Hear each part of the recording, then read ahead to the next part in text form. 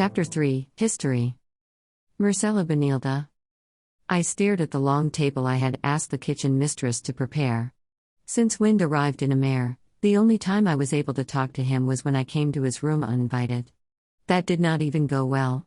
I had several invitations sent to him to join me for dinner, but he always declined. We were strangers. Maria approached me. "My queen, the Emperor regrets to inform you that he won't be joining you for dinner tonight," she said. Maria bowed down as though she was apologetic, and I had to avoid her eyes so she would not see my disappointment. Maria poured wine into my goblet, and I watched as the red liquid slowly brought life to my cup. I grabbed the goblet and threw it hard across the far end of the table. The poor woman flinched and hurried over to clean up the shards. "Get out!" I yelled at her. "Leave me alone." She flinched again as though my words had stung her. I clutched my head, and sobs racked me. Frustration oozed from all my pores. I had wanted to have Wind here with me, to make him see that we could be allies, and yet, all he did was avoid me. How would I make him understand that leaving him was something I abhorred? That it killed me more than it harmed him? "My queen," a calm voice said. "Go away. I don't need anyone here," I said tersely. A wave of calmness penetrated my being, and my sobs subsided. I glanced at the woman who spoke and lost my voice when I saw who she was. I remembered her face from a dream, although today, her eyes were not reflecting the burning lava of Charisthea. She was the woman who had been walking towards me when the lava hurled towards us.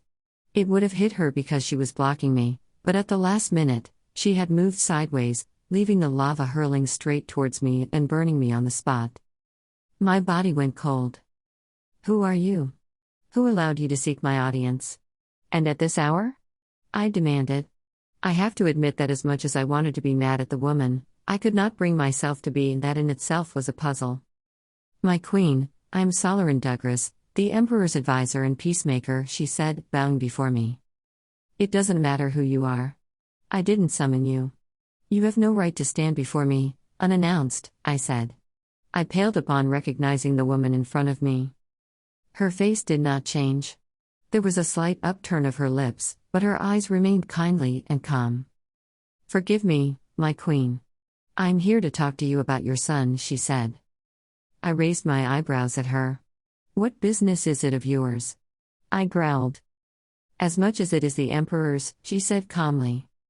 I wanted her out of my sight because she reminded me of the dream that I had. The one where I died. She was the one with me when that happened. How do I prevent it from happening?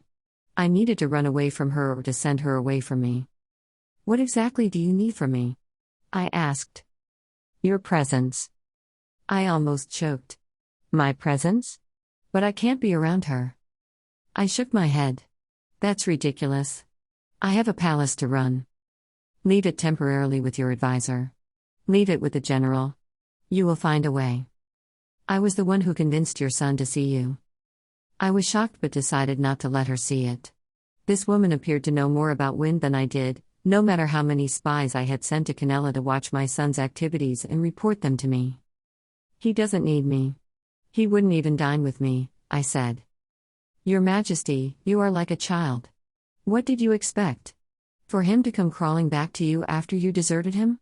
He wants you back in his life, but he doesn't know it yet. He craves for your love the way the land craves the rain in summer." That's not how I see it. We are free to make our opinions based on what we know, but out of all the opinions, there is one that always happens to be closest to the truth. "Why should I listen to you?" I asked. "Because I have no reason to lie. I have always loved your son. Although truth be told, he hasn't always returned the affection," she said. There was a trace of sadness in her voice that only one accustomed to the same emotion could probably detect. "A long time ago, after he came to your palace and you ignored him, he came back to us tormented and hurt. He could not understand why his own mother would not even speak to him. Why would his own blood not welcome him inside the palace gates?" I hated that incident abysmally. It was the right thing to do back then, but if I were given a chance to relive that moment, I wasn't sure I would have acted in the same manner again. I regretted it, and yet, it was essential. "That's when I learned more about you. Did you know that he had prepared a feast in Minoan because he was expecting that you would go back with him?" I'm a pale woman, but I was pretty sure that if skin could go translucent, mine would have already done so with the way I was feeling now. I shook my head as a lump formed inside my throat. You didn't know how much he suffered chasing after the first woman he ever loved. He was rejected. His power was a manifestation of his emotions. He's as strong as his emotions allowed him. That's where the danger lies. He had fought with palace soldiers, and he had been summoned to the palace. Not in a good way, she said, pausing. He had been summoned by the former emperor himself for accosting an ally of Canella, Win's own mother. I did not realize that I was standing up in front of Saul until that moment that my knees felt so weak I had to slump back in my seat. My gaze was fixed on her face. I offered myself to the emperor and vowed to serve the emperor in exchange for Win's life. That is why Win's life is now strongly intertwined with mine, she finished. What do I have to do? Come with us. For a while, at least. When we leave for Canella, follow us. Win loathes me, I said.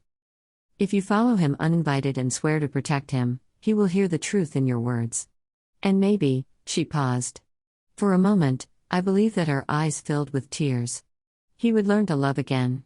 Then perhaps realizing that she had shown vulnerability, she masked her emotions and said, Akean needs a compassionate leader, never a ruthless one. It will be the best weapon to quench any rebellion. Let me think this over, I muttered. If what Saul said were true, then maybe I had to do as she said, but that meant that I would always be beside her. And my death would not be that far away if that happened. By your leave, Your Majesty, I ask permission to be dismissed, she said. I almost laughed at her inconsistency. She came here uninvited, and yet here she was, asking my permission to dismiss her. I nodded curtly, and she turned away. Wait. I said. What happened to Gorio? Saul looked at me. Nobody knows what became of him. When the palace soldiers took us, Gorio did not bother to follow us. He was even the one who asked the soldiers to take Wind with them. That's impossible. Gorio loved, our son. Gorio despised the fact that Wind assaulted you and your people. I blanched. After all these moon turns, he must have still loved me. I waved my hand at Saul, and she went away. I rested my forehead on my right palm, absorbing all that Saul had revealed to me. I had no news about Gorio Aaron, either. The last I heard was that he was in a mare, but he disappeared so abruptly that even the spies I hired weren't able to find him. It was as though he had ceased to exist. I remembered his face and felt a harrowing feeling as our memories together came flooding back to me, the good and the bad. The memory sent me on a journey back to my old life as a simple grape picker's wife, and my eyes started to water. For the millionth time, I wondered if I may still be in love with him.